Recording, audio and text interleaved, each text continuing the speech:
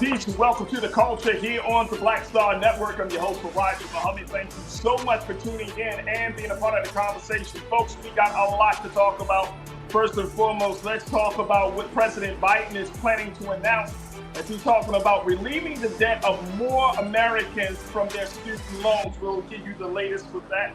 Also, we got to bring you up to speed on the issue of voting rights, how the voting rights bill is under attack and how a lot of different states are making it harder.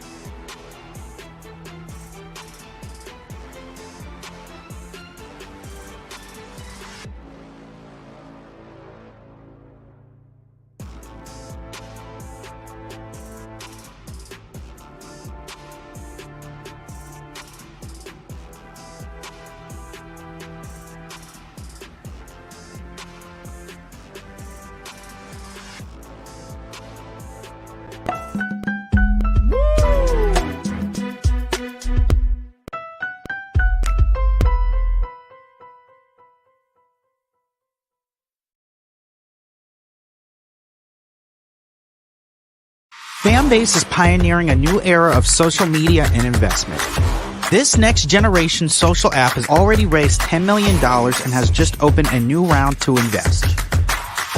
For details on how to invest, visit startengine.com/fanbase or scan the QR code.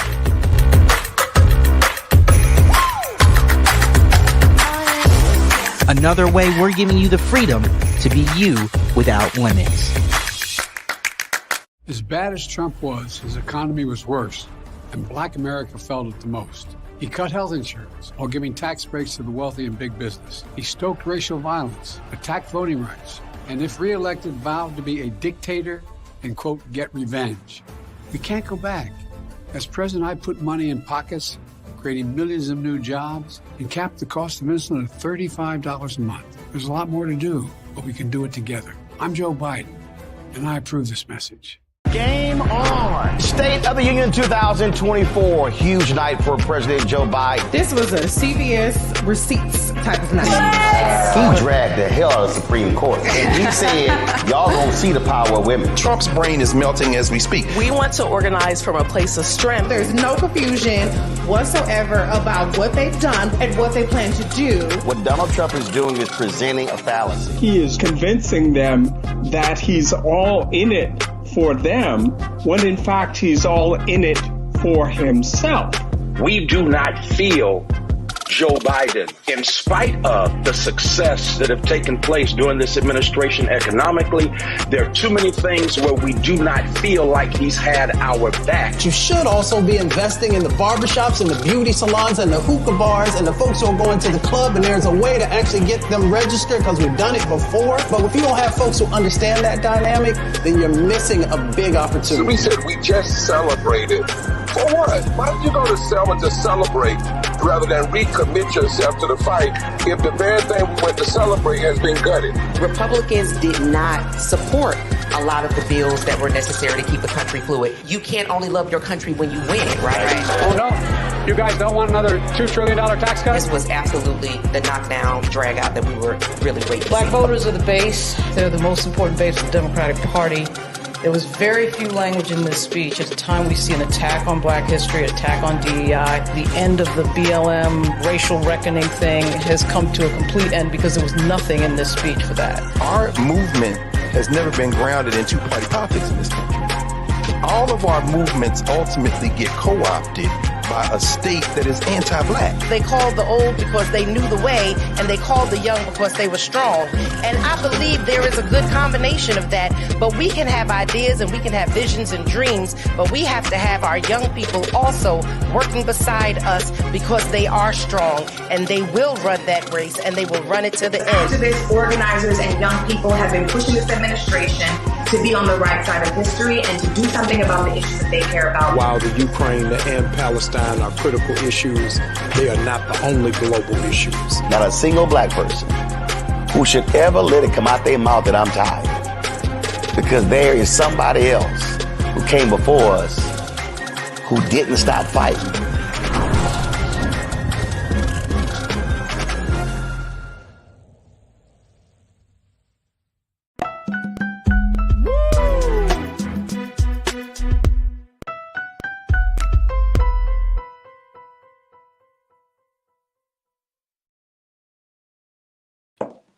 All right, folks, welcome back to The Culture here on the Black Star Network. I'm your host, Farajii Muhammad. Thank you so much for tuning in and being a part of the conversation. Folks, we got a lot to talk about. First, we want to discuss President Biden. But before we do so, let's start letting you know, folks, we are streaming live on our website at blackstarnetwork.com. Just go to our website today, download the app for free, follow us on social media at Black Star Network. And we ask that you give you a little something to support us in this great work that we are doing. So make sure you do your part and support us here at Black Star Network. We would love to connect with you and build with you. And more importantly, we would love to continue the great work we are embarked on. So again, go to our website today and we thank you for your support. We're also streaming live on Amazon platforms. You can check us out on Amazon, on your Amazon News on Fire TV. You can find us on the Amazon Prime Video app. So just go to Prime Video app under Live TV, The News, or find us on Amazon.com under Prime Video, then Live TV, The News. We're also on Plex TV, on Freevee, on the Freevee network, on Now for News. Just check this out there on the Freevee network, as well as Plex TV, 24 hours a day, 7 days a week.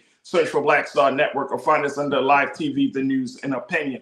And we are currently streaming on Big Brother Roland Martin's social media pages of his Facebook page, YouTube channel. There we go.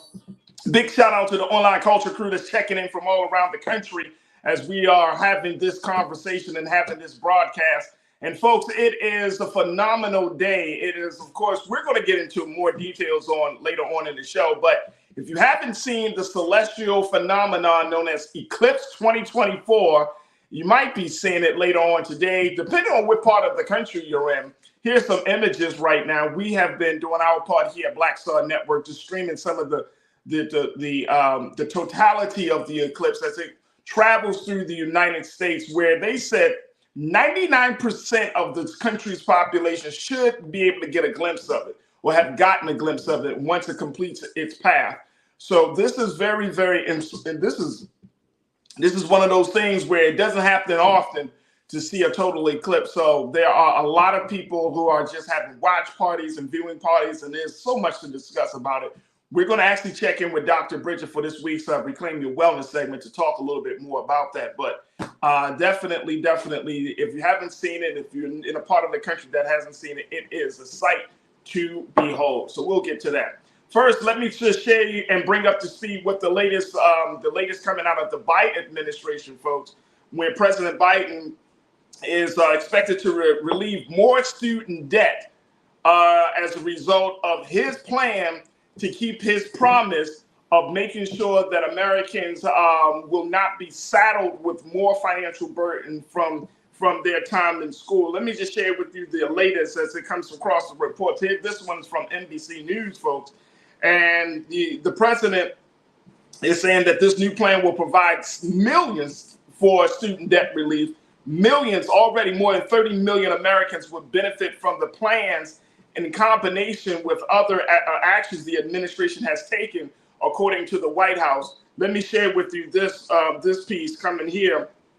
Take a look at this, folks, as the president talks about this and his administration moves forward. The administration new plans in combination with previous action that's taken will provide student debt relief to more than 30 million Americans, according to the White House. The administration's actions taken together will eliminate accrued interest for 23 million borrowers, cancel the full amount of student debt for more than 4 million borrowers, and provide at least $5,000 in debt relief to more than 10 million others. The plans are also part of an effort by the administration to address the disproportionate burden of student debt that Black, Latino, and other borrowers of vulnerable communities face. I want to get your take on this, folks.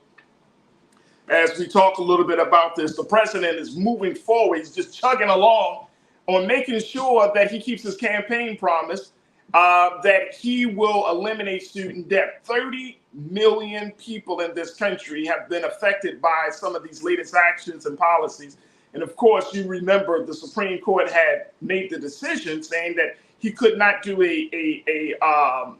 what I would say, a more of like a universal plan to relieve student debt. It was not, that was not deemed constitutional. So now the president had to regroup, his advisors, his team had to regroup, and they had to figure out other ways. And so they kind of been doing like what I would say like patchwork on this process, on this whole issue, doing millions, relieving debt here, relieving debt there, but just kind of slowly working through as many student debt loan borrowers there are to try to get this. This is why this is planned. The White House is saying that it's a combination of actions as a result of that, because they've had to do it in small pieces rather than in one large chunk. So I want to get your take on this, crew.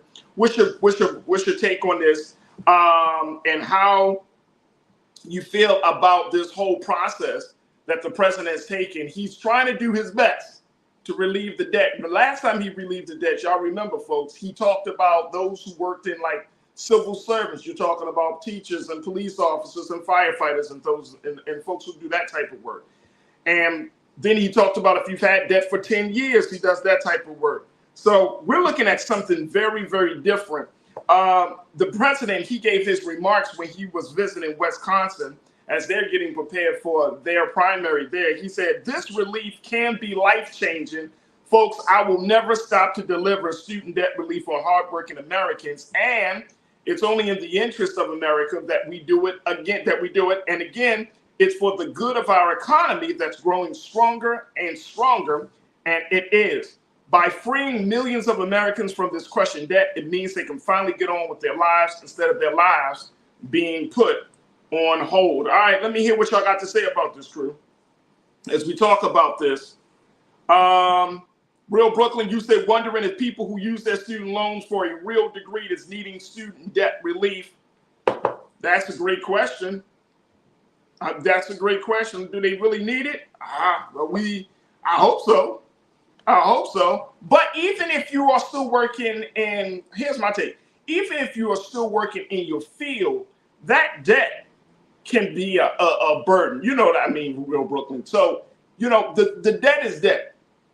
It doesn't discriminate. It doesn't have any name on it. It's debt. It's just got to be paid. So, I can only imagine if you're a teacher, for example, yeah, you're doing the work that you were trained to do, but at the end of the day, you may not be making enough to be paying back on your debt and to live and to all of those other things that's required. So the debt still needs to happen. Let me see here. Who else was said around here? Because I think I saw this. Cindy D, you said all degrees are real degrees. No one can take your education away from you. Absolutely. No one can do that. Absolutely. And again, I want to go back to that point that I made. The new plans of the administration's latest efforts to, according to NBC, that they relieved the borrowers of student loan debt because of the Supreme Court striking down his original plan to cancel up to $20,000 in debt for 43 million eligible borrowers. So we're at 30 million right now. The big number that he originally wanted to work on was 43 million. So you got 13 million people that are still saddled with this debt. And it's going to be interesting how he's planning to do this and moving forward.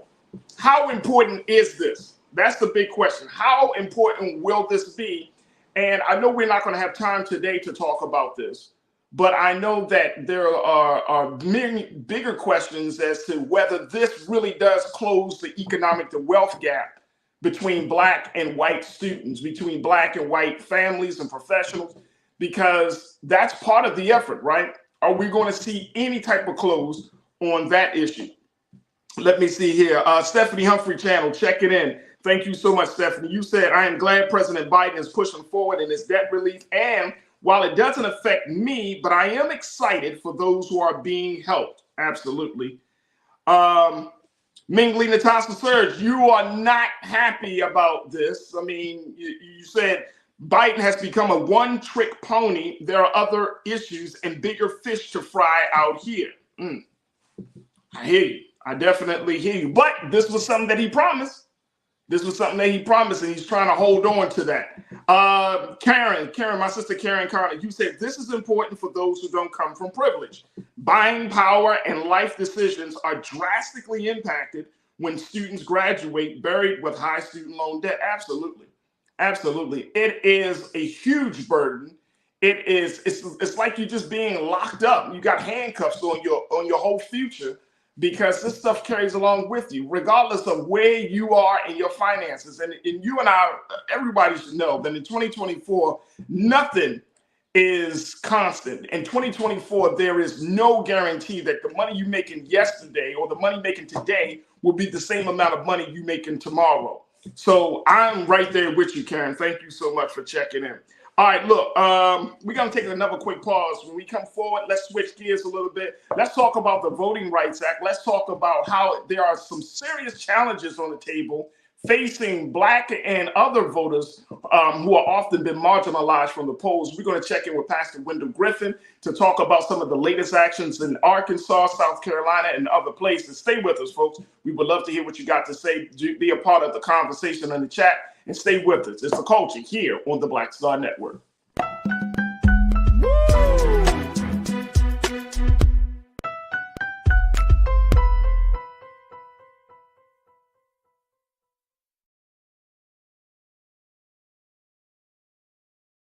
Fanbase is pioneering a new era of social media and investment. This next generation social app has already raised $10 million and has just opened a new round to invest. For details on how to invest, visit startengine.com/fanbase or scan the QR code.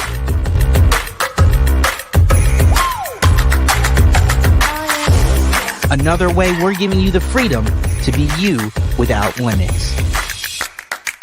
As bad as Trump was, his economy was worse, and Black America felt it the most. He cut health insurance while giving tax breaks to the wealthy and big business. As president, I put money in pockets and capped the cost of insulin at $35 a month. There's a lot more to do, but we can do it together. I need you to scream for your new beginning. 5, 4, 3, 2.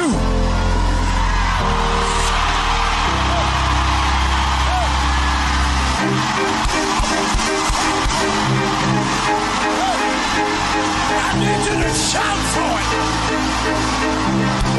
I need you to shout for it. It won't always be like this. Sooner or later, it's gonna work in your brother's favor, in your sister's favor. They shall not die. They shall not die. They shall not die. I want you to embrace somebody and tell them welcome to the greatest season of your life. Hug somebody, welcome.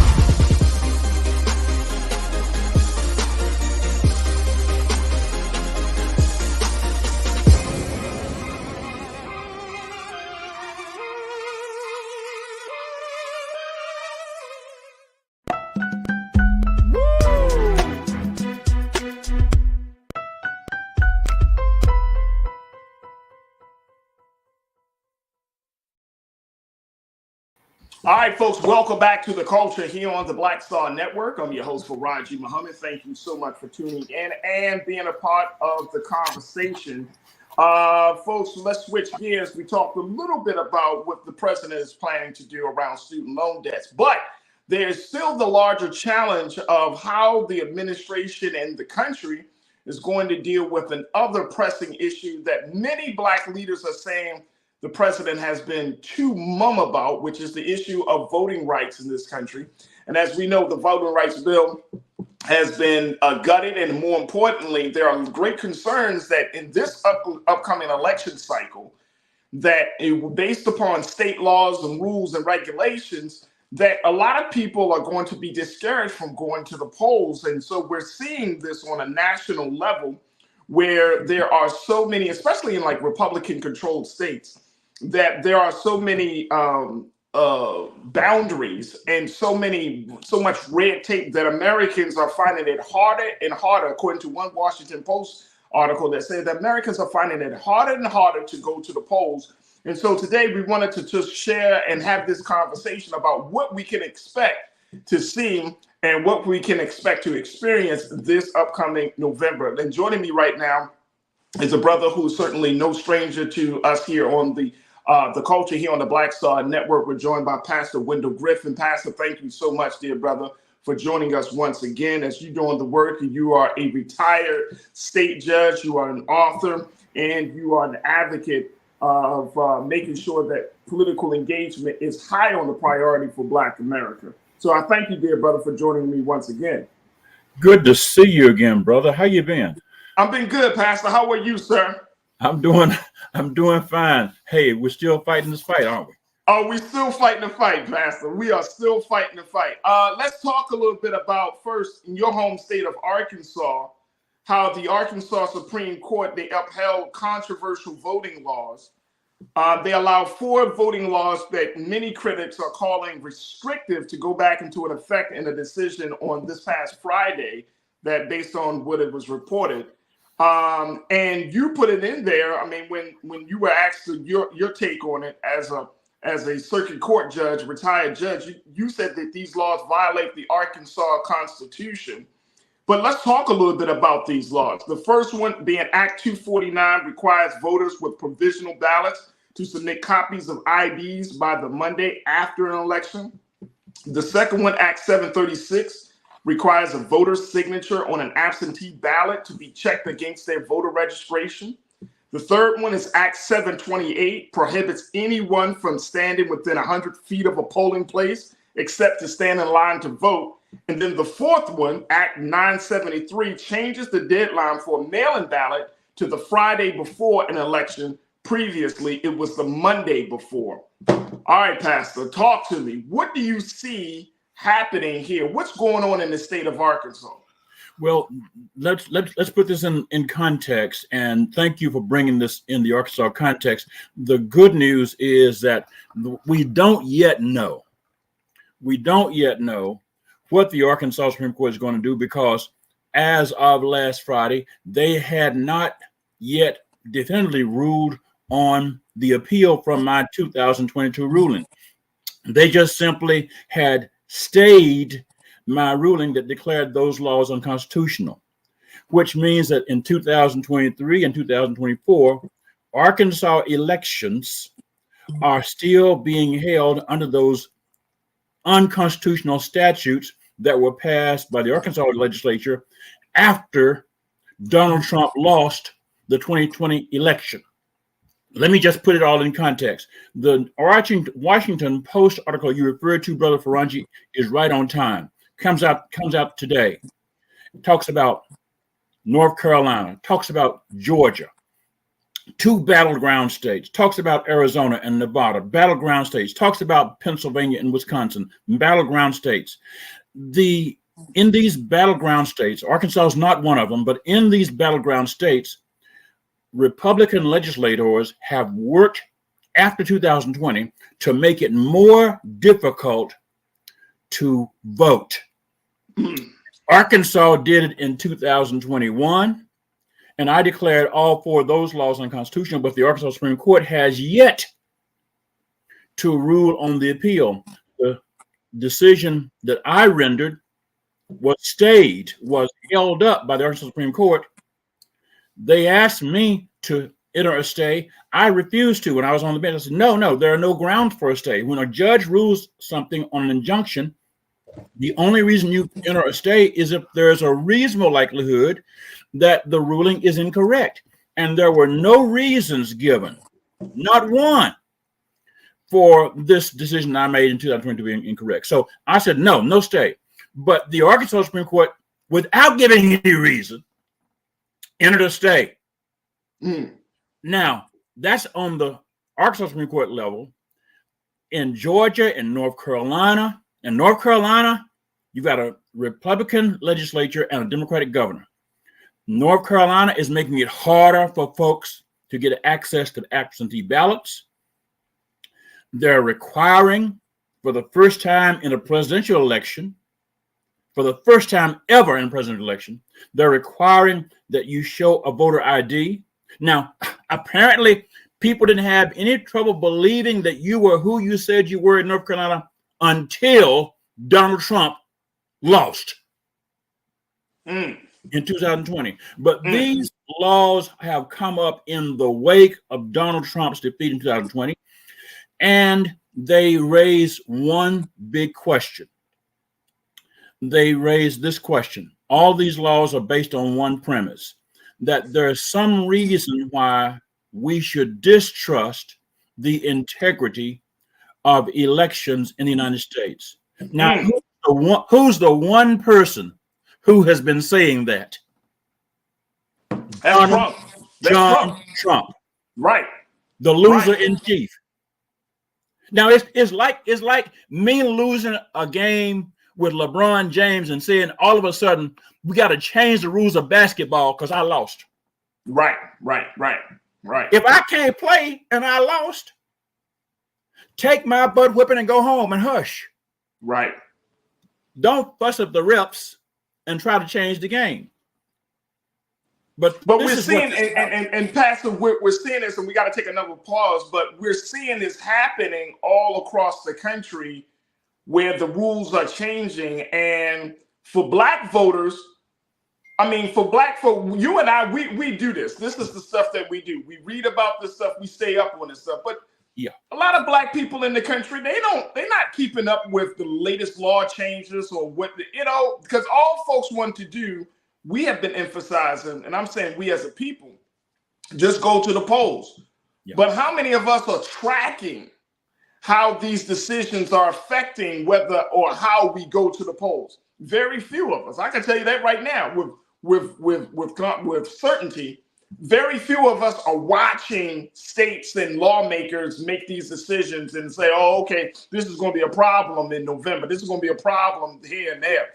Very few of us. So I want to kind of get your take on what are some of the things that black folks can do now, especially in states like Arkansas and South Carolina and Florida and then all these other states. So I want to get your take on that. We're going to take another quick pause. When we come forward, let's continue the conversation with Pastor and retired Judge Wendell Griffith, and of course with you. Post your comments, share your thoughts, and let's continue the discussion. Stay with us. It's The Culture here on the Black Star Network.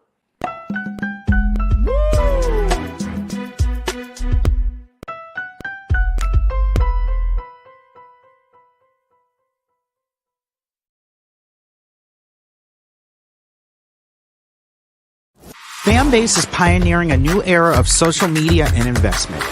This next generation social app has already raised $10 million and has just opened a new round to invest. For details on how to invest, visit startengine.com/fanbase or scan the QR code.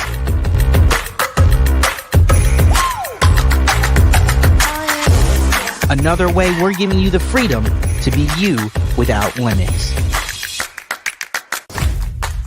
I have something I want to tell you. I am running for president. Of the United States? Holy. I'm paving the road for a lot of other people looking like me to get elected. Brooklyn's first black representative. You're about to make history. You want to be president? You ain't no man. Maybe we should find your mother.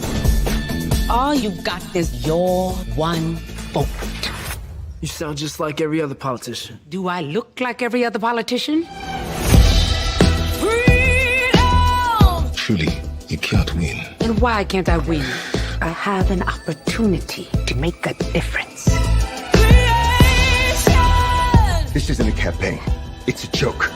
The only thing anybody's gonna remember is that there were a bunch of black folks who made fools of themselves.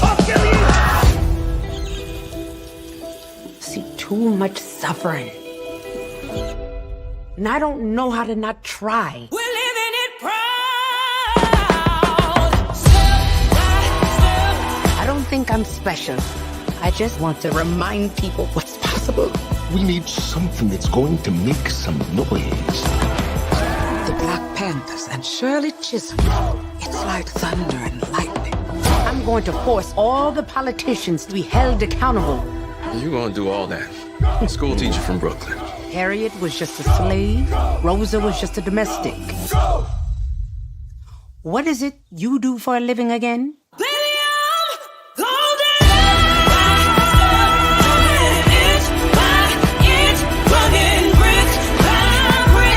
The people of America are watching us.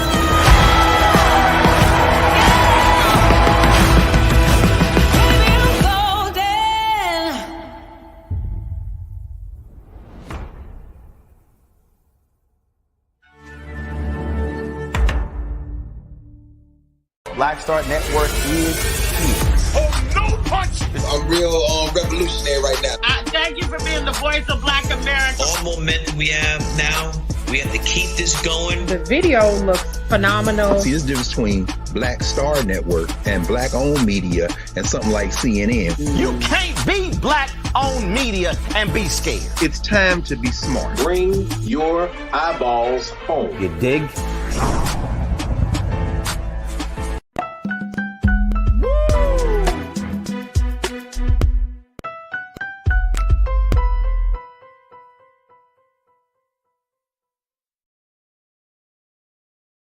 All right, folks, welcome back to The Culture here on the Black Star Network. I'm your host, Farajii Muhammad. Thank you so much for tuning in and being a part of the conversation. I'm joined by retired Circuit Court Judge and Pastor Wendell Griffin as we talk about the latest moves in restricting voters from going to the polls in states all across the country. And the pastor, you were just talking about what's going on in the state of Arkansas. Your lawsuit that against the state, the fact that they're putting some things in action that you believe are against the Constitution, against the state of Arkansas. Excuse me. And then when we look at the bigger picture, that there are problems all over this country. Black folks are everywhere. And I'm going to go back to this idea, Pastor, and you and I know it.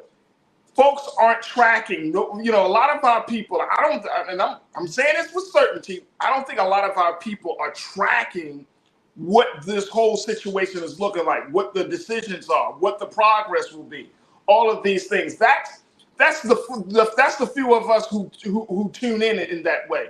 Yeah. But for those who aren't tracking this and they're just being told, look, all you got to do is go to the polls, and they're planning to go to the polls, but they're not aware of some of these barriers and the red tape.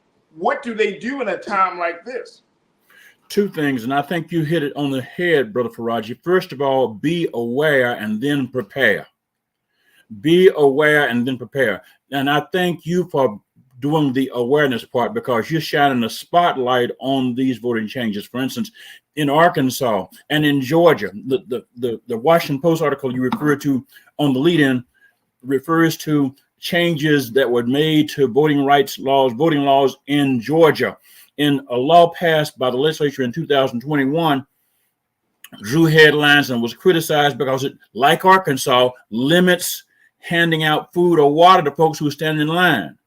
Now, we know in black voting districts, long lines are a reality.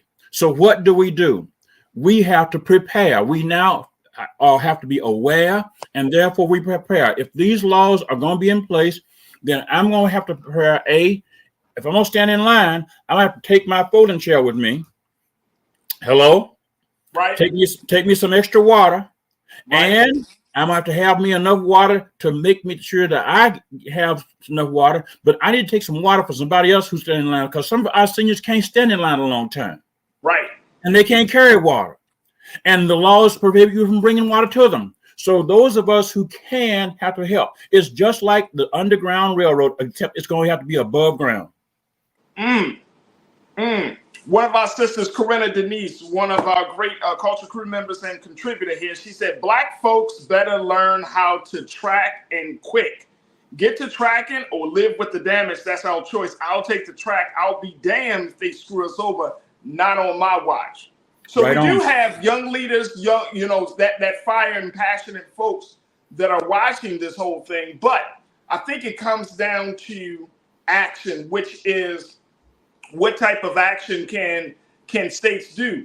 Well, can folks in Arkansas do? Like, if are we talking about legal action? Are we talking about protesting, using that as a strategy? Are we talking about what at this point, Pastor?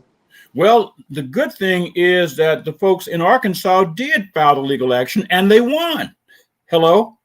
Right. They won in 2022 because I ruled in their favor that those laws that were making it more restrictive for voting access, whether it's voter ID or signature match or the filing of absentee ballots or returning your provisional proof of your ID, proof of your identity, because if you didn't have your ID at the time you voted, you could vote a provisional ballot, but you had to return with a proof of your ID by a certain date. I ruled those unconstitutional. They won that, but that's on appeal. What do we do in the meantime? In the meantime, we got, hey, let's get our IDs together. Number two, let's get our organizations, our Divine Nine, our fraternal groups, our sorority groups, our churches, our Masonic lodges, Eastern Stars, notable people put together and say, listen, we're going to make sure that before we have these elections, we have water lined up, we have chairs lined up, and we say this is going to be setting up because we're not going to be blocked away from the polls. You don't want us to vote. You don't want us to register to vote. We're going to register to vote. We're going to know what to vote for, and we're going to show up to vote, and we're going to be prepared with our stuff. So what do you say, and Pastor, what do we say to those who have been disenfranchised? I mean, these are, and when I talk to disenfranchised voters, these aren't people that just don't care. Right. These are people who have care. And the reason that they are disenfranchised is because they were living by one expectation, and then the circumstances changed, the game has changed, and then now they feel like, you know what are we doing this for? So what do you say to disenfranchised Black voters out there today? Well, I think you mean disenchanted Black voters. And disenchanted, yes, yeah, right. Yeah. Yeah. And that's real, Brother Farajii. That's real. Now, I want to say this point blank. And I think I've said this before. Disenchantment is real. However, let's think of it in the sports analogy. If we know that folks are going to foul us, we have to prepare to be fouled and prepare to make the play anyway. We can't refuse to show up for the game because we're going to get fouled. Satchel Paige said it right. Some games you win, some games you lose, some games get called on account of rain, but you got to dress out. You can't win if you don't dress out and show up. And so disenchantment is real, but we cannot allow disenchantment to cause our defeat. You can lose a game because you don't show up. That's right. And if and I like to tell people, you know what, I think I heard some basketball players say the only reason they foul me hard is because they know I can play. They don't want us to play. The whole game about these voter changing laws is because they know what's happened. After 2008, after Obama won in 2008, and then won again in 2012, despite all that Trump did, you recall Trump said he wasn't born in the United States. We tried to change the voting rules then. Then Obama won. In 2013, the Supreme Court gutted the Voting Rights Act.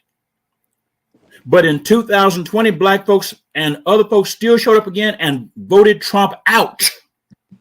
Voted Trump out. So, yeah, they fouled us. And remember, 2020 was during the pandemic. Right. And we showed up during the pandemic. So we know we can play.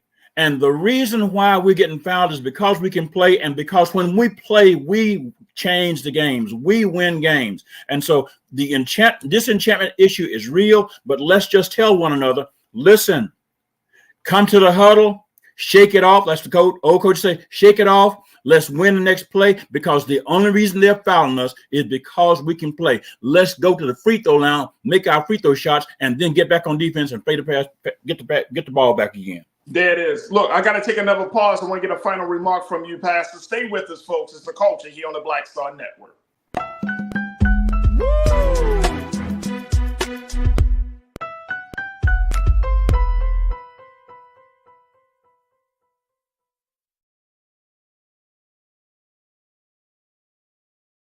Fanbase is pioneering a new era of social media and investment.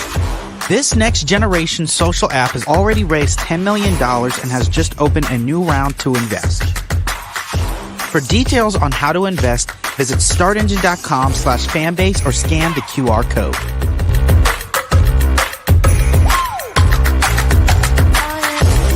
Another way we're giving you the freedom to be you without limits. As bad as Trump was, his economy was worse, and Black America felt it the most. He cut health insurance while giving tax breaks to the wealthy and big business. He stoked racial violence, attacked voting rights, and if reelected, vowed to be a dictator and, quote, get revenge. We can't go back.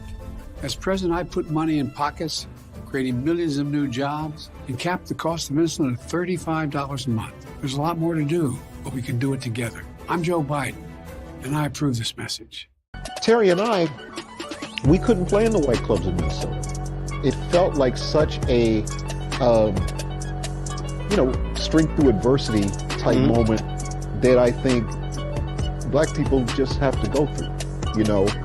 We have to figure it out. Right. We make lemons out of lemonade. But there's a reason we rented a ballroom, did our own show, promoted it, got like 1,500 people to come out.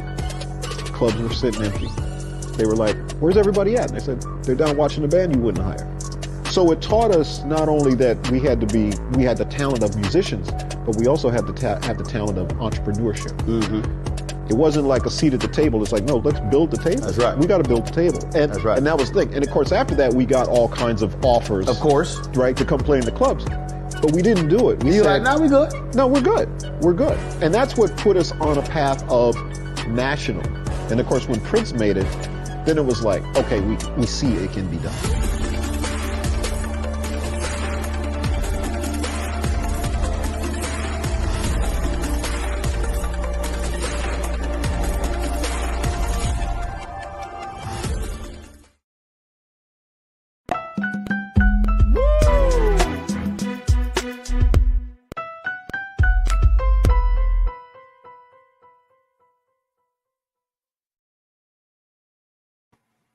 All right, folks, welcome back to The Culture here on the Black Star Network. I'm your host, Farajii Muhammad. Thank you so much for tuning in and being a part of the conversation. I've been joined by my brother, Pastor Wendell Griffin, who is a retired circuit court judge, as he's been talking to us a little bit about some of the voting challenges and what we can do to overcome some of these challenges. Pastor, we got a few moments left, but I wanted to kind of get your take on this because I've been reading that, and particularly in South Carolina and Florida, there has been a lot of legal or some lawsuits that have been filed, and more importantly, legal conversations about these discriminatory maps.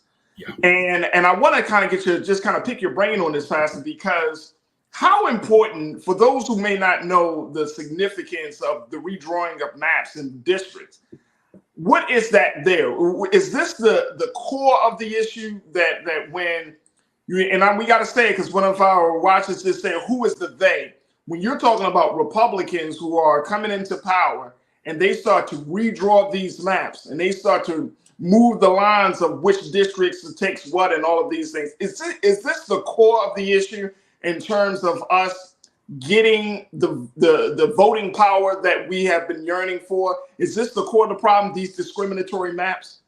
I think that the core of the problem is that the demographics have changed to such a point in states like North Carolina, South Carolina, Georgia, Florida, that the Republicans realize that unless they redraw maps, the Electoral College, remember the Electoral College is where you elect the president. Right. The Electoral College is going to be in problems. So they redraw the voting maps so that you get more likely Republicans to run in safe districts and put folks who were previously Democratic office holders in voting districts that are more full of more Republican voters so they can be voted out, so that you can get more Republican Congress people, more Republican senators, and therefore more Republican Electoral College votes. Now, that's what this is about. Remember that South Carolina, Florida, Texas, Georgia, Alabama, Mississippi, Tennessee, Kentucky, Arkansas, all Virginia, these were all part of the Confederacy. And these were where you had the largest population of Black folks during the enslavement period. And these were where you had the largest portion of Black voters who were not in urban areas at the time of the Voting Rights Act in 65. And when those voters started voting, people started changing positions. You had more Black elected officials, and you also had more formerly white elected officials who could disregard Black issues getting voted out. Now Republicans, knowing that the demographics are changed, because we're going to be a majority minority population in 2020, 2050. If you want to keep the white folks in power, Republicans who are right wing, you're going to have to either cancel Black voters, or you're going to have to kill Black voters. Dang. And I'm not trying to be dramatic. Hey, it's real. The Ku Klux Klan came up in the late 1800s to scare Black voters or kill Black voters. Medgar Evers was killed because he was supporting voting rights. Wow. And so we need to keep this history in mind. Wilmington, North Carolina was the site of a riot in 1898 that was designed to run Black voters who had been voting a fusion ticket with white folks away from the polls so that racist right-wing white folks could win. And so this is a game. That's what these maps are about, brother. And is there anything that the average, I'm just using this term colloquially, like, is there anything that the average Black voter can do about that? I mean, is that still something that we have to advocate and press our representatives to address? Both, and we have to press our representatives, but the reality is, Brother Farajii, that the representatives we're pressing are oftentimes the beneficiaries of these bad changes. In Arkansas, I live in Pulaski County, okay? The central part of the state, the state capital is in Little Rock. You would think I would live in one congressional district. My county has been voted into 3 congressional districts since 2020. Jeez. Now, you think somebody is out of their damn mind. I'm a preacher, so I did say damn. Right. Out of damn mind, do something. But no, they're not out of their mind. This is the wickedness of this. And so we can't go to the politicians who are beneficial of this and say, change that. What we got to do is what happened in Arkansas. We filed lawsuits, and the lawsuits have been filed, but unfortunately, the lawsuits are lining up in the courtrooms of Trump judges who are anti-voting rights. So what's the next move for that, though, Pastor? Next move for us around the country is to vote anyway. We vote anyway. The key to this issue you're talking about today is in these battleground states, North Carolina and Pennsylvania and Nevada and Michigan and Georgia, Wisconsin. These are battleground states. Arkansas is not a battleground state, but Georgia is. We know Donald Trump lost Georgia. If Black folks turn out and vote big in Georgia, Donald Trump will not win. If Black folks vote big in North Carolina, big in Michigan, now, of course, you got to have people to vote for, and that's the next issue. But the voting rights issue means we got to turn up. That is it. That is it. Cindy D said, vote anyway would make a great t-shirt. So you might get something started today here, Pastor. That Show vote up. anyway, regardless of what, vote anyway. Look, Pastor, our time has certainly been very well spent. But when I got to bring you back because you brought up the Electoral College issue. And I got to go back to this piece that I think NBC News put it out there just a few days ago, saying that now the Electoral College system is up for debate. And people are really, really getting concerned about this because you might have a situation where, and they're saying that on the Republican side, their way of counting Electoral College votes are different from how Democrats are counting Electoral College votes. So we're going to have to, sort through all of that mess because our understanding of the Electoral College as constituents and as voters is one way. But if the Republicans start to say, Trump, he actually got more votes on the Electoral College side. And then Biden is saying, and the Democrats say, no, we got more votes. And then the popular vote is not even considered. Then where does that leave the voter, and black, white, Asian, Latino, whoever's going to the polls? Where does that leave the American voter? So I want to talk to you a little bit more about that the next time we have you on. But I appreciate your time today, Pastor. Thank you so much, sir. Thanks for talking to me. It's good to see you always, brother. Keep it up. You too, brother. Thank you. All right, folks, we got to take a quick pause. Let's switch from voting to talk about health and wellness, and let's talk about that great celestial phenomenon today of the eclipse. We're going to be checking in with Dr. Bridget Cole-Williams to give us the latest on how this eclipse could possibly impact your health and your mental health and wellness. We'll talk a little bit about that and so much more. Stay with us. It's The Culture here on the Black Star Network.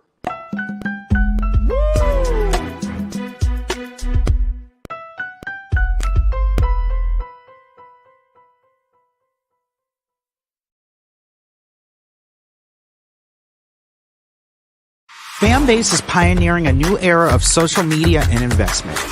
This next generation social app has already raised $10 million and has just opened a new round to invest. For details on how to invest, visit startengine.com/fanbase or scan the QR code.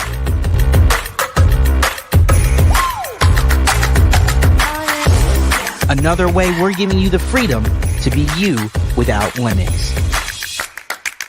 As bad as Trump was, his economy was worse, and black America felt it the most. He cut health insurance while giving tax breaks to the wealthy and big business. As president, I put money in pockets and capped the cost of insulin at $35 a month. There's a lot more to do, but we can do it together. When you talk about blackness and what happens in black culture, we're about covering these things that matter to us, speaking to our issues and concerns. This is a genuine people-powered movement. There's a lot of stuff that we're not getting. You get it, and you spread the word. We wish to plead our own cause.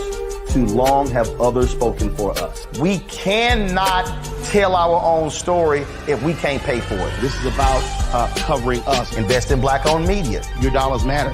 We don't have to keep asking them to cover our stuff. So please support us in what we do, folks. We want to hit 2,000 people, $50 this month, raise $100,000. We're behind 100,000, so we want to hit that. Y'all money makes this possible.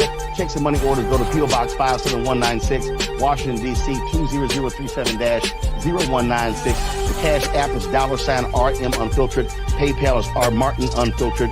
Venmo is RM Unfiltered. Zelle is Roland@RolandSMartin.com.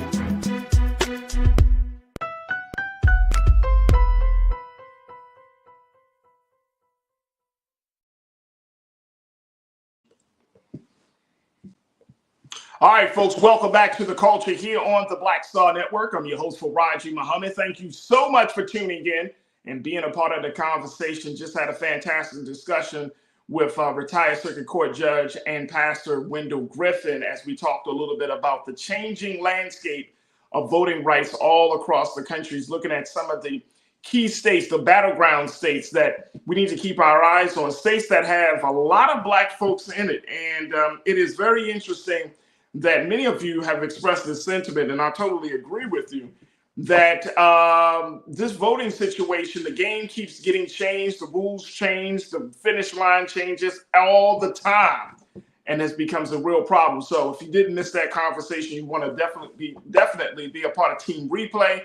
Take a look back at it. And I hope you are empowered by that, because the pastor really was just letting us know that the power is still resting in the hands of us as the voters, and we should not relinquish that power and not give up. So great discussion that we had there. Also in the first half, we talked about current President Biden, President Biden, and how he's moving forward on relieving more student debt. As of right now, his student debt relief has affected 30 million people, and his original plan was 43 million. So it will be interesting how he continues to do that work of trying to relieve that burden for so many student loan borrowers, and more importantly, he's trying to close the gap just a little bit for those who have been marginalized. Talking about Black and Latino communities that we have seen some gap with versus our white counterparts on that issue. So we talked about that as well. A lot to discuss, and certainly we want you to check it out. We're also streaming live on our website at blackstarnetwork.com. Just go to our website today, folks. Download the app for free. Follow us on social media. We would love to connect with you, as well as we're looking for your support. Everything, every little dime, nickel, penny, whatever you can give, it really matters, and it means a lot to us to continue to power us through this movement in this space. And I just want to invite all of you, if you haven't had a chance to give yet, please do so. You can do so right now. You can do so during the show, later on in the show. And I want to give a big shout out to Faith Village Research for being a Bring the Phone fan club member, coming in at a level 1. That's right, Faith Village Research. Thank you so much, Faith Village Research, for your donation. It means a lot. Again, folks, we're not counting dollars. We're not looking in your pockets and everything. But we know that if you give in 2024 to a cause, to an effort that's bigger than you, then that just cause for celebration. So it doesn't matter how much you give. It's as long as you give, your mind and your heart and your spirit is in the right place. And I just want to say thank you on behalf of the culture and here and Black Star Network for your support. It means a world of difference. Also, we are streaming live on Amazon platforms. You can definitely check us out on Amazon using your Fire TV. You can find us on Amazon Prime Video. Also, we can find us on the Prime Video app on the Live TV The News, and find us on the Amazon.com on the Prime Video, then Live TV The News. We're on the Freevee Network, so you can find us on the Freevee Network, and make sure that you watch us there on now under news for Freevee at Black Star Network, as well as Plex TV, 24 hours a day, 7 days a week. Go to Black Star Network or find us on the Live TV The News and Opinion. Look, we're going to take a quick pause. When we come forward, we're going to check in with Dr. Bridget Cole Williams, who's going to give us the latest about this celestial phenomenon that we all experience in some way, shape, or form today, talking about the eclipse. There's so much conversation, so many discussions about whether this eclipse will have an impact on your mental health, your wellness. Astrologically, a lot of folks are saying that this is the time and the mark of a new beginning. And I would love to hear what you got to say about this. So we'll talk to Dr. Bridget for this week's Reclaim Your Wellness. When we come forward, stay with us. It's The Culture here on the Black Star Network.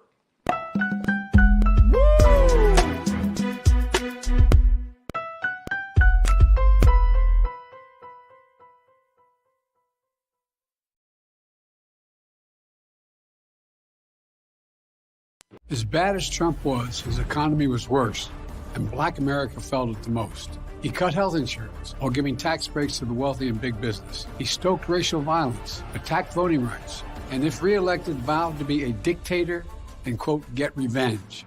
We can't go back.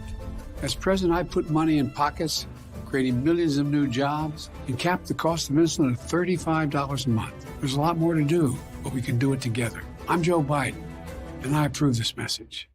Fanbase is pioneering a new era of social media and investment. This next generation social app has already raised $10 million and has just opened a new round to invest. For details on how to invest, visit startengine.com/fanbase or scan the QR code.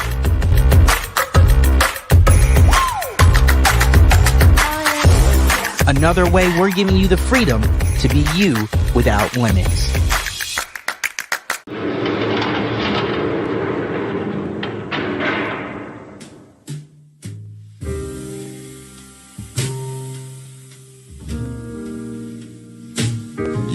right to remain silent.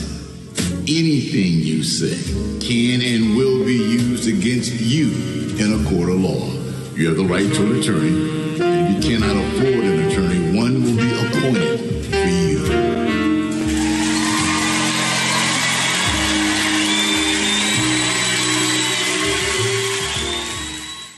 When you talk about blackness and what happens in black culture, we're about covering these things that matter to us, speaking to our issues and concerns. This is a genuine people-powered movement. There's a lot of stuff that we're not getting. You get it, and you spread the word. We wish to plead our own cause.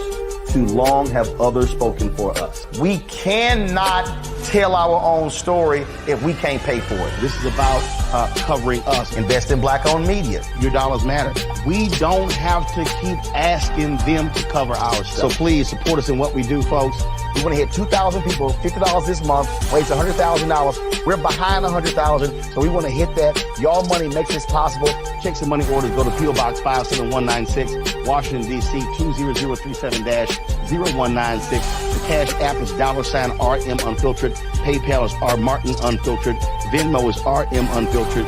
Zelle is Roland at RolandSMartin.com.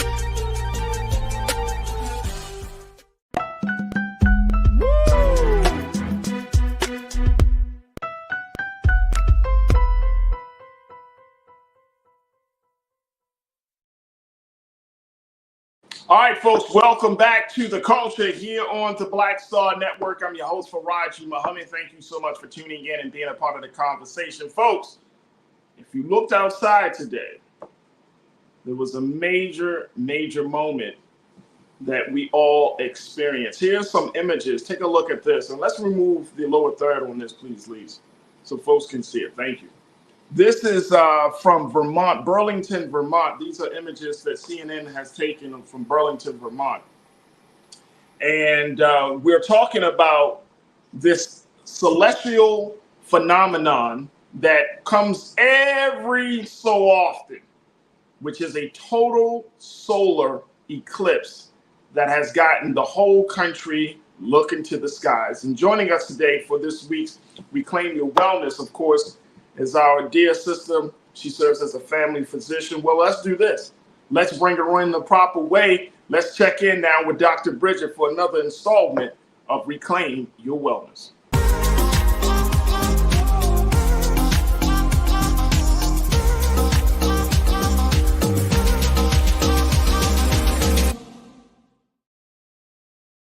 Dr. Bridget is out in the streets today.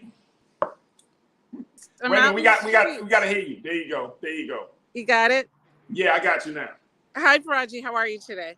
I'm good, Doc. How are you? I know that you actually are about to do an event around the eclipse today, right?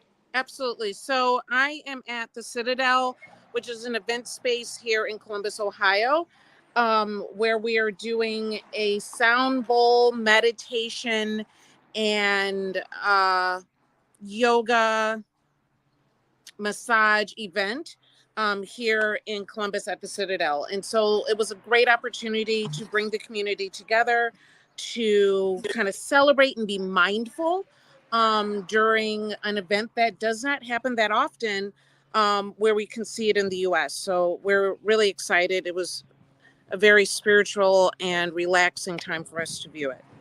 So did the event already happen, or how did that go? Well, you know how we are. The event happened, but the event keeps going. So I just stepped outside for a minute. I can go inside so that you can see a little bit of it. But it was a really great opportunity to bring us inside and come together for an event like this. So, I mean, as you taking that walk inside, Doc, I want to. You did see the eclipse. You were able to see it. I'm assuming, right? Yes. I sent you all sorts of pictures today. Okay. All right. Let me do this. Let's do this. Because Doctor, let me see this here. We're gonna try to get those pictures, and we posted some images. But here is Dr. Bridget at an event for the eclipse. This is our and Doc, what are we looking at here? So break this down for us. So we are, they're doing a wonderful yoga and meditation session right now. We're also looking at massage that's happening. We have a pastry vendor over here, and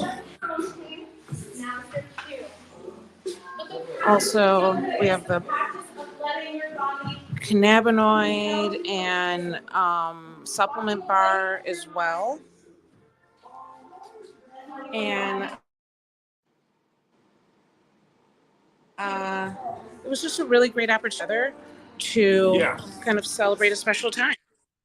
Hopefully, I don't know how well my camera. Yeah, because we might need to step out just because of the connection there. Oh, okay.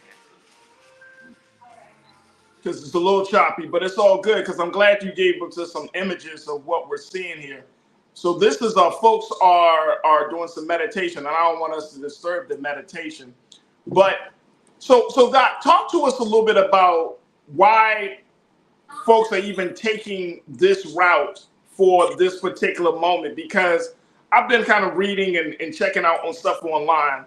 And I remember, let me just post this. Let me just go to this piece.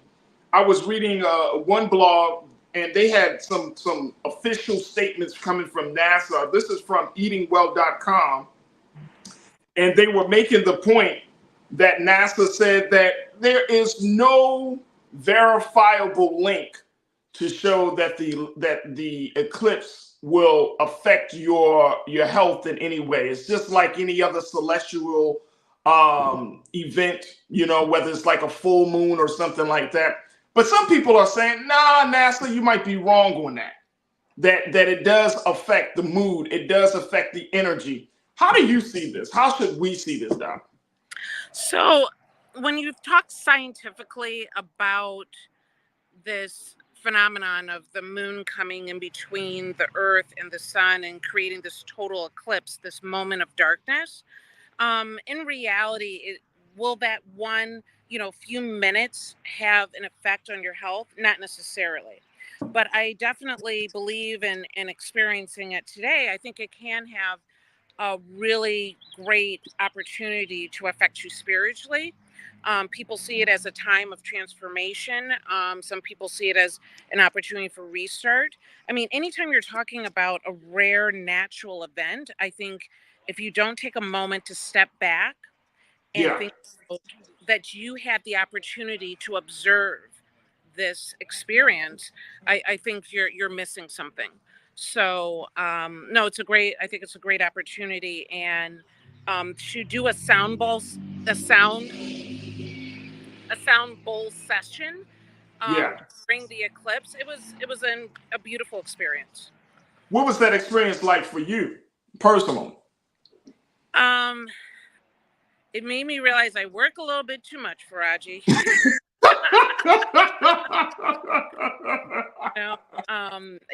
I'm sitting around and I'm seeing all these people really be in such a beautiful moment of meditation, and of course, I'm working my bar today with different supplements and cannabinoids and what have you, and it made me realize how I need to really take a moment to step back myself. And if you've never done a sound bowl session, it's an incredible soul stirring experience, and adding the actual eclipse in at the same time, it was really beautiful.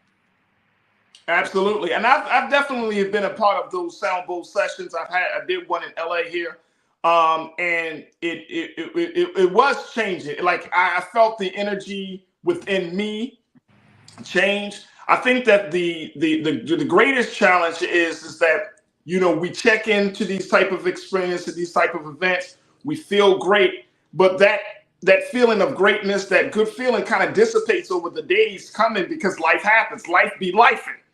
And so when life happens, it's always about like, how do you keep that same energy, that same consistency in that? What would you say to that, Doc?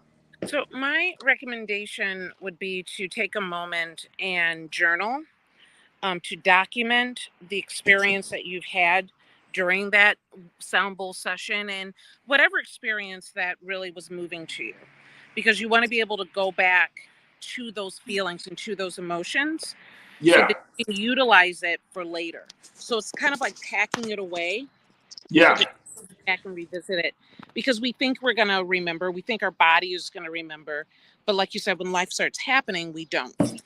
Right. But documenting it, writing down the emotions, very detailed and with just very specific aspects to it, can kind of bring you back to that moment.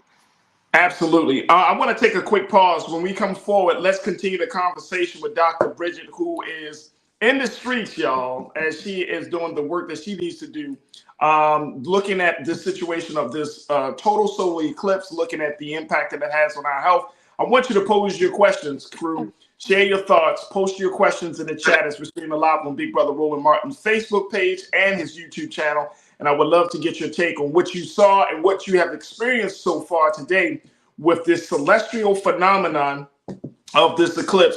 And that only happens every so often. It only happens every so often. Again, CNN reported earlier this morning that 99% of the United States of America would be able to see some part of this eclipse. And a lot of folks around the world also have experienced it. What did you experience? Post your comments. We would love to hear from you. And stay with us. It's The Culture here on the Black Star Network.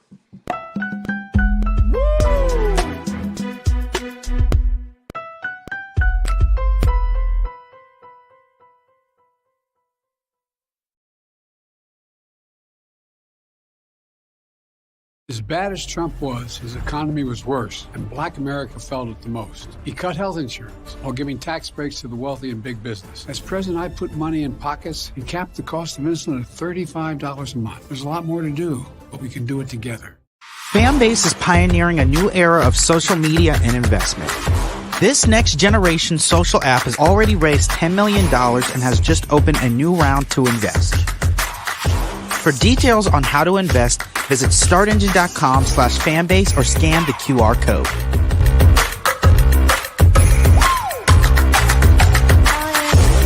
Another way we're giving you the freedom to be you without limits. Black Star Network is here. Oh, no punch! I'm real revolutionary right now. Thank you for being the voice of Black America. All momentum we have now, we have to keep this going. The video looks phenomenal. See, there's a difference between Black Star Network and Black-owned media and something like CNN. You can't be Black-owned media and be scared. It's time to be smart. Bring your eyeballs home. You dig?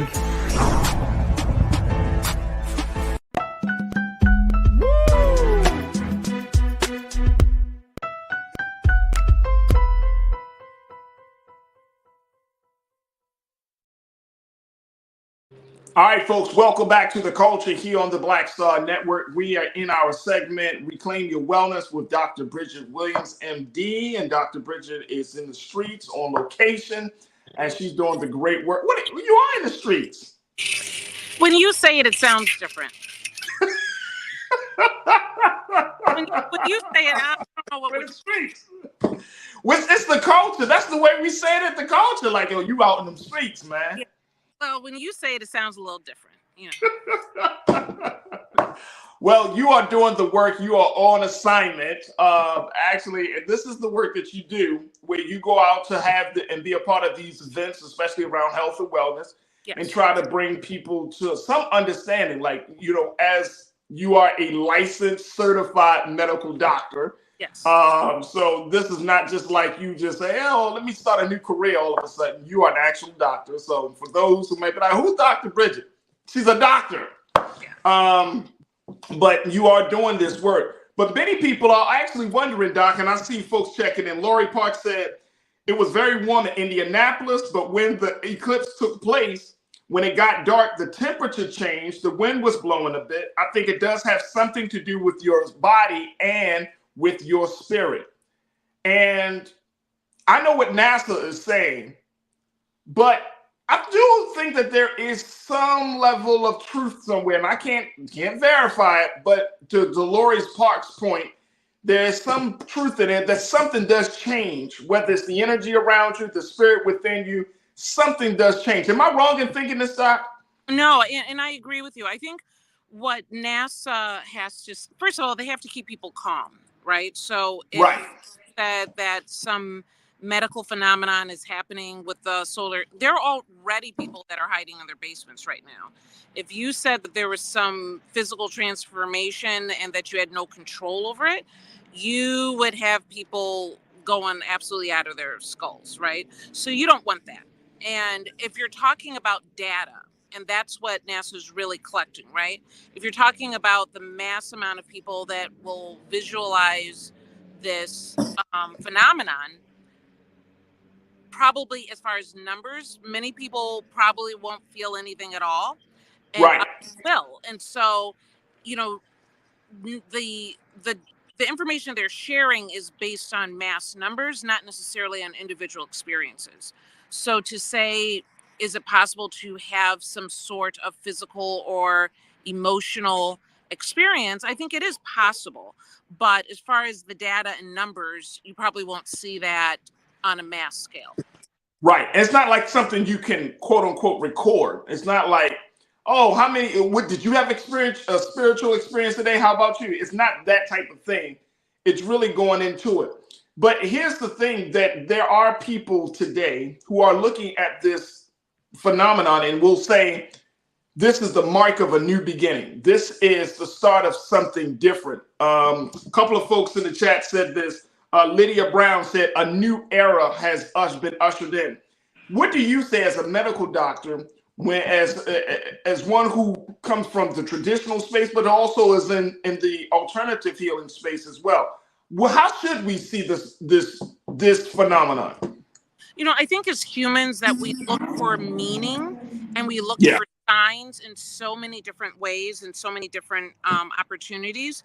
And so I do think that, I do think that we as humans need something to kind of give us a reset, particularly in a stressful world.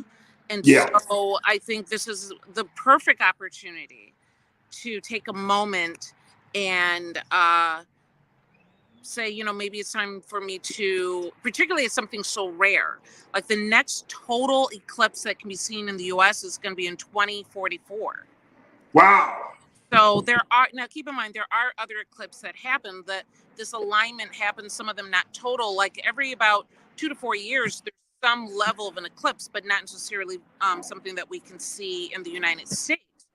And so for us to be able to see it, and if you know, there's a lot of theories around where the cities that the eclipse goes through and what that means, and you know, what have you. And then you add in the cicadas and the East Coast earthquake, you know, you got a lot of people, you know, picking their heads up and paying attention for a change. So true. I think it can mean what you want it to mean. Yeah. I think it can connect with where you are in your life. So I say take advantage of that. You know, I definitely see it as a restart and an opportunity to kind of reevaluate. And a lot of people see it as a moment of transformation. And Doc, when we have these type of moments, right, one of my big criticisms about our particular culture is the fact that we may acknowledge something, but we don't necessarily take the time to fully like process it, right? Like we don't process it, whether it's something tragic or whether it's something triumphal. Very true. We triumphant. We don't process these things. We kind of like, oh, it's an eclipse. Here's a natural phenomenon that comes every 20 something years. And as a result, we're just like, oh, this is nice. Okay, let's back to work, guys, back to work. And so how does a person who's a part of this type of culture, how do you carve out a space to say, you know what, I'm going to take a time to reflect, to process, and then to recommit myself in some way, shape, or form? Because that's hard to do in our culture. It is hard to do. What I said initially, record the moment, record how you're feeling and the experience that you had, and take the time to do it. We are a way too fast-paced, stressful world, but taking the time to write down what that felt like and what you were thinking and what you were feeling in that moment will help. Number two, take that feeling and then create goals that you are willing to commit to. And many times if we're, overly ambitious, we're writing down 20 goals. Write down two. Two goals to look at and make a difference. It might be to go to a sound bowl session. It might be to communicate and, mend some broken relationships, whatever it is for you.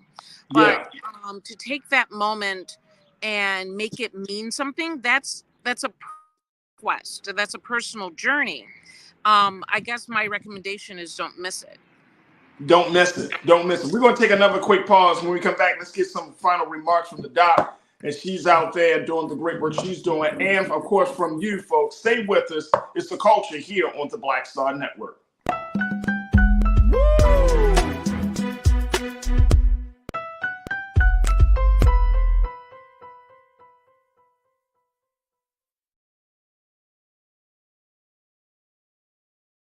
As bad as Trump was, his economy was worse, and Black America felt it the most. He cut health insurance while giving tax breaks to the wealthy and big business. As president, I put money in pockets and capped the cost of insulin at $35 a month. There's a lot more to do, but we can do it together.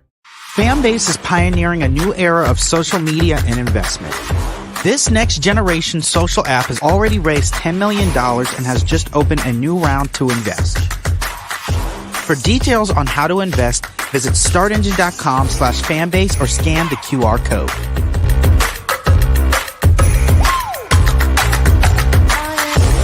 Another way we're giving you the freedom to be you without limits. Black Star Network is here.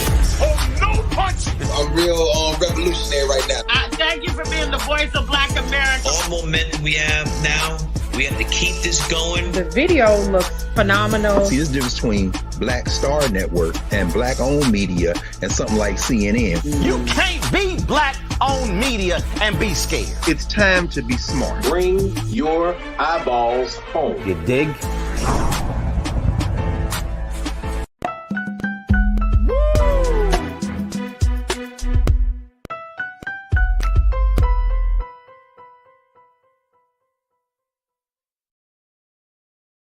All right, folks, welcome back to The Culture here on the Black Star Network. I'm your host, Farajii Muhammad. This is our segment, Reclaim Your Wellness, with Dr. Bridget, MD. And Dr. Bridget has been talking to us as she was a part of an event, a healing event around the total eclipse that we experienced earlier today. And I think at this point, Doc, most of the country has seen this eclipse. I think it's kind of gone its path, if I'm not mistaken. Yes, I believe so. It just lasts a few minutes. But even with the events here, way past the time that it had, completed, we continued the sound bowls. The yoga just started. The drum circle will happen a little bit later. We have to look at opportunities that rarely come around and make it a day of celebration. Make it a day of remembering and being connected. And so, I have a number of friends that said that they were just going to not look at it at all or be in their basement, or they thought the world was going to end. And, I hate that they missed something that they'll never see again. I faintly remember being a kid and my grandmother taking me outside to see the eclipse in 1979, and of course didn't really understand what was going on, and of course they didn't even have glasses back then, so we could only look at it so well, at that moment. But these are, once, maybe twice in a lifetime opportunities, and it's an opportunity to create a memory. So that's interesting because, Doc, when we think about that, there is so much fear that clouds us from totally experiencing a natural phenomenon like this, right? And like you said, you got people that's in the basement. Some people will say this is the end of the world, and it's like we shouldn't be afraid of what's natural. But I feel like that is part of the issue, right? That is part of why we are disconnected. That is part of why, when you start talking about the work you do with alternative health and natural healing work, it turns people off because we have been made so afraid of the natural. How do you have that conversation? How do you help people to understand that what's natural is not against you, but it's actually for you? Well, the problem is that sometimes what's natural and meaning what we can't control. So the fear comes from the fact that it's not controllable, right? Okay. So we create fear around things that we can't control. And so I think whether it's the eclipse or, a lot of things that happen with our health and our body, part of my job is to help people not feel overwhelmed with things that they cannot control. And to find the silver lining, possibly, and because everything that you can't control, some is good, some is not so good, but we have to decide how bad it actually is. There's a way to create a positive moment even in the worst situation. Wow, I like how you said that, Duda. That some people are afraid because it's not controlled. And so that's where faith comes in, it sounds like. Yes, I think so. I think it's believing that, of the greater good, right? Believing that you can make it through the most difficult times. And, through all of history, humans have needed to have some sort of belief system, whether it's, putting, belief or significance into inanimate things, or whether it's faith in God. We've always had to create meaning and understanding of the world that we're in, and unfortunately sometimes there's a fear-based aspect to that, but we have to decide whether we own that or whether we dismiss the fear to see something more beautiful. Absolutely. You said something earlier there, and I wrote the word down that really struck a chord for me, which was alignment. You talked about finding yourself and getting. Why are you smiling? Because I was sitting there like, oh yes, alignment. I love it. I love it. But you said, excuse me, you said that, and when you said that, I was like, that makes sense. That makes total sense, and I understand that even in the midst of the day, like, Ramadan has come to an end for the Muslim world. It's pretty much has ended. But the fact is like during the month of Ramadan, Muslims are encouraged to continue with their prayers to fall back into a space of alignment. My sister Lana said Ramadan, Lent, the season of Lent, and many other moments like this is an opportunity for us to reset. And it just struck a chord because I feel like we're in our rush to do things, to stay busy and all of that. We really do forget. We forget God in the process. We really do forget, giving thanks on a daily, on a constant basis, all of those things.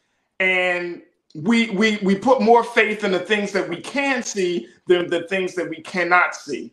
And when you said alignment, I was like, yep, this is an opportunity for alignment. Can you speak to that?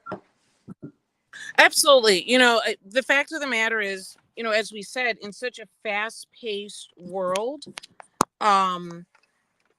we get caught up. The days become the weeks become the months, time is flying by, and we need opportunities to slow down, opportunities to take notice. And, I just looked up and the clock over here says 4:44, and I often wear that necklace, but that is something where it takes me out of where I am to take a moment of appreciation, a moment to take a breath, and a moment to be present. Yeah. And so, we need opportunities to be present in all sorts of different ways. Absolutely. And what do you say for those, you coming out, of course, the medical and science field, but some folks are going to look at this and take some astrological meaning. They're going to be like, oh, this must mean my relationships, my professional career, And I can only imagine, look, I know that there is a huge, for lack of a better word, there's a huge marketplace for readings and astrology and horoscopes and understanding those things. And I know you're a doctor, but not putting you on a hot seat about this stuff, but just wondering, how do we balance that messaging to the messaging that you provide as a doctor and to what we get from our faith institutions? It's like a lot of people are looking for something nowadays. You spoke about this earlier, but I truly believe it. People are really yearning for something. They're yearning for not just meaning, they're yearning for purpose, they're yearning for direction. People are looking for something. Absolutely. I am not going to speak, people find meaning in all sorts of things. I'm not going to discredit anyone's belief or that they put behind it. But when it comes to balancing, whether you call it traditional medicine, Western medicine, modern, however you want to look at it, and whatever beliefs that you might be connecting to this event, what I guess my suggestion is, don't put yourself in harm's way. Yeah. So meaning, don't be clouded with the meaning that you're placing on something, that you are putting your health, your life, your experiences in harm's way without, based on what exactly, right? And sometimes people will do this, and it can be some, I hate to say it, but a lot of that in a different way during COVID, right? People that chose not to believe in COVID and then end up getting it, and in those final moments they wish that they had taken it more seriously. And so that is what I mean. Like, don't put yourself in harm's way where something that you're choosing to believe in, but what's sitting in front of you could actually be harming, it'll harm you. So you just don't want to go take it too far. Absolutely. Is there any particular moment or any particular story or person that you came across in today's event that really struck a chord for you? I mean, sitting there and watching the people during the sound bowls and the meditation, there was this calmness among the participants. There were people that I saw with tears as they were sitting and meditating and taking in that moment. And when they did get up, you could feel that an energy had shifted, that they experienced something, and everyone experienced different, but they had a moment, they had an experience, and that was it was really beautiful to watch that as well. I think it's pretty cool, Doc, that you open yourself up to this. You know what it is? I was trained obviously in Western medicine. I think I drank the Kool-Aid, and when it comes to research and data, I believe in it, but I also, I guess, I became jaded at some point, that yes, I believe the research, but then I found out how much of the research is biased, right? I believe in pharmaceuticals to help people, but then it's not so much holistic medicine works or not, but how I was socialized to turn my nose up at it. And that is what kind of got me. Why is it just some other practice? Why am I being taught to discredit it? And I think when I started analyzing, what did I know as a physician? What did I believe and what did I not believe, and what had actual data and what had, credible data? And I started just becoming the scientist that you're supposed to be as a physician, to then decide that a more patient-focused approach was needed. Focusing on, I started following what my patients asked. words. I started following what they were looking at, and then, and that's the way it should be. There should be a relationship there that is trusted. That is awesome. That is awesome. Dr. Brooks, I cannot thank you enough for, doing the work that you're doing. But more importantly, you're, like I said, the fact that you're open and honest, and you're saying, look, I'm trying this. I'm going down to this process too. And I don't think you're jaded. I think your eyes were open to a few things, right? You understand it. And I think that because you have a real heart for this type of work, that it is kind of inspiring your path to go down the path that you're going, and say, well, let's maybe do, instead of just all science and all traditional medicine based upon Western ideology, let's incorporate some other things from the East. Let's incorporate some other ideas. Let's incorporate some other methods, because it's an integrative process. It's not just about healing the body. You got to heal the mind and the spirit and the soul as well. And so it is a huge undertaking, and it requires a certain person to do that great work. And I see you doing that great work, but more importantly, sharing what you've learned from your journey with us, for us to consider. You're not saying it, and we always talk, but you're not saying, hey, this is the way to go. You're saying, look, this is what happened with me. This is what I've tried, but I'm going to give you a chance and give you a choice for you to try to figure out what happens and what's best for you. And I think that speaks volumes. What's going on in this, like this incredible community that I have patients in. Yeah. The community that are holistic healers, community that are friends, community that's, I base very little on my own experience, but I have thousands of patients over the years. And so a lot of what I base things on is their experience that I share, right? What I learned about their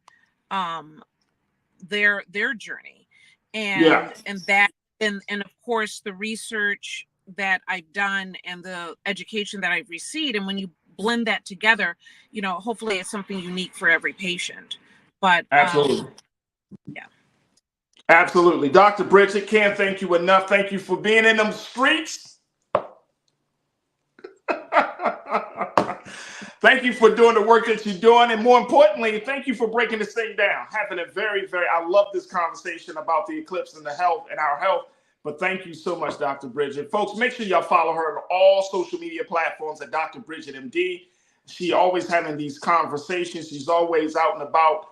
And trying to inform people, and more importantly, trying to bring health and wellness to a new level with integration of science and research and traditional medicine with alternative healing as well. So it's a great mix. Dr. Bridget, thank you for being so good for the culture. Absolutely. Thank you, Farajii. You're welcome. We got to take our final pause. When we come forward, let's share with you what trends, posts, and doing the most. Stay with us. It's the culture here on the Black Star Network.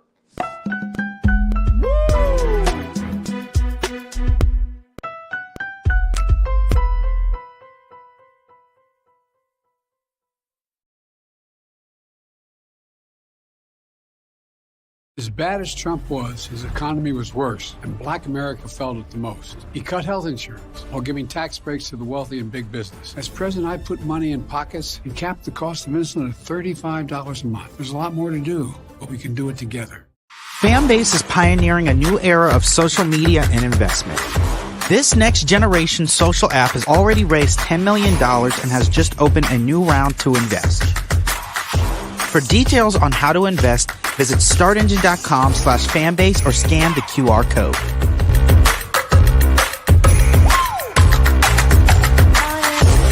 Another way we're giving you the freedom to be you without limits. Black Star Network is here. Oh, no punch! I'm real revolutionary right now. Thank you for being the voice of Black America. All momentum we have now, we have to keep this going. The video looks phenomenal. See, there's a difference between Black Star Network and Black-owned media and something like CNN. You can't be Black-owned media and be scared. It's time to be smart. Bring your eyeballs home. You dig?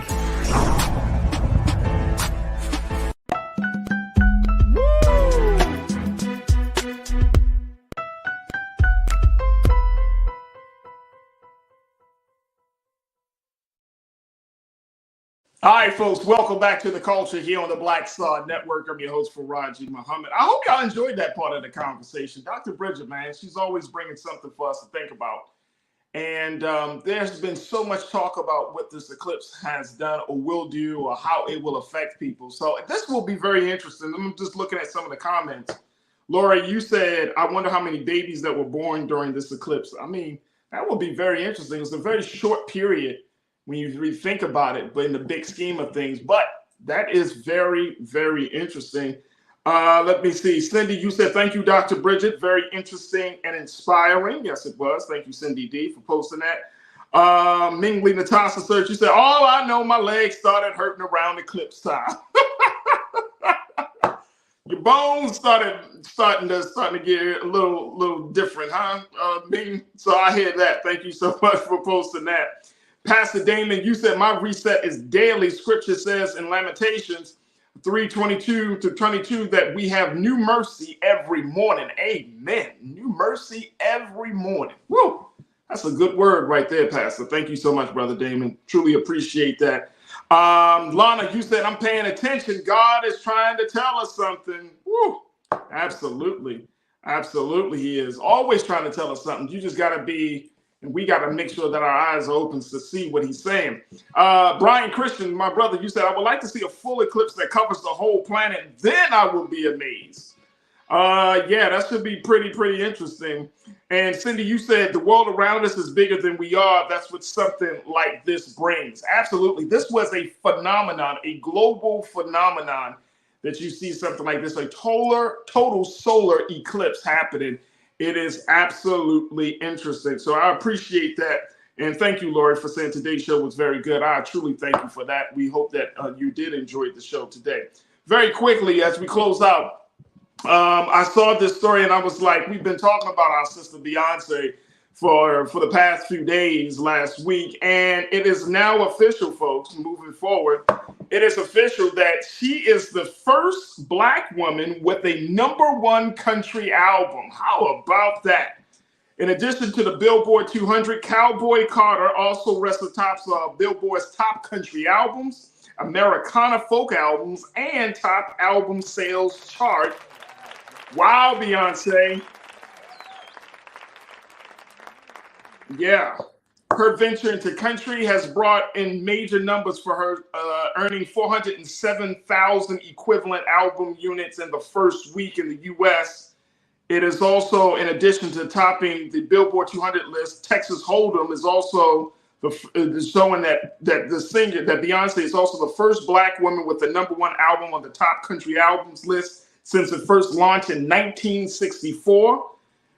The LP is also experiencing the biggest week for country album sales since last July when Taylor Swift dropped the re-release of 2010's Speak Now. Isn't that interesting, y'all? Isn't that interesting? So congratulations to Beyonce. And I know the Beehive is very, very happy.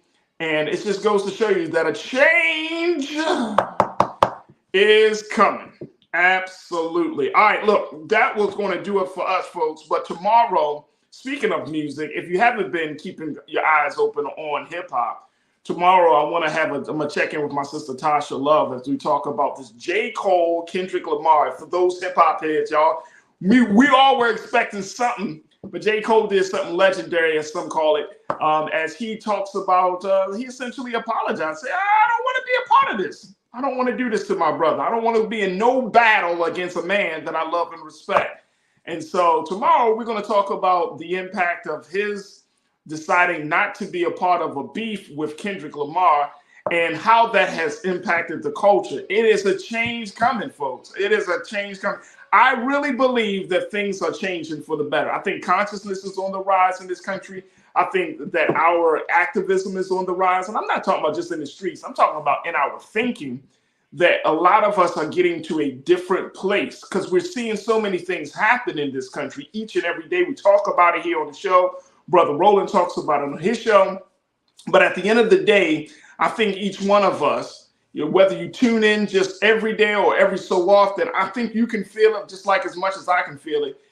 we're at a point now, and Black America is saying enough is enough. We need something different. We need a new destiny. We need a different reality. We need to live a different type of way that's really for our benefit and not to our detriment. So there is a lot of things that we're going to continue to talk about, but we're going to have that discussion tomorrow. I want to thank each and every one of you for tuning in. I want to thank my fantastic production team. I want to thank Lise and Keenan. I want to thank Maddie and Chris and all of those who are part of this production. I thank each and every one of you. Make sure y'all go to our website today at blackstarnetwork.com. Download the app for free. Follow us on social media at Black Star Network, because your support means a world of difference to us. And so we would love to have you to be one of our investors. Big shout out to Mr. Barry Gray, who is another Bring the Funk fan club member at a level 1 rate. Barry Gray. Barry, thank you so much. Truly, truly appreciate you, man. Thank you so much for putting something in the pot for Black Star Network and doing it while you were tuning into the culture today. I hope that you appreciate the show, and hopefully this won't be the last time we hear from you.